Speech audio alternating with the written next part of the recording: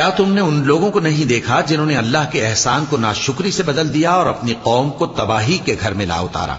یعنی دوزخ میں، کہ سب ناشکرے اس میں داخل ہوں گے اور وہ برا ٹھکانہ ہے۔ اور ان لوگوں نے اللہ کے شریک مقرر کیے کہ لوگوں کو اس کے رستے سے گمراہ کریں۔ کہہ دو کہ چند روز فائدے اٹھا لو، آخر کار تم کو دوزخ کی طرف لوٹ کر جانا ہے۔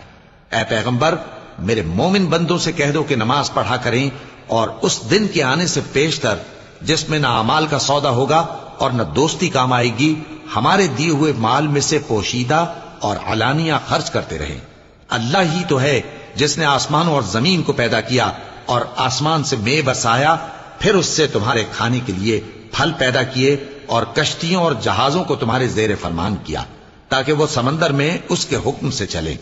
اور نہروں کو بھی تمہارے زیر فرمان کیا، اور سورج اور چاند کو تمہارے لیے کام میں لگا دیا کہ دونوں دن رات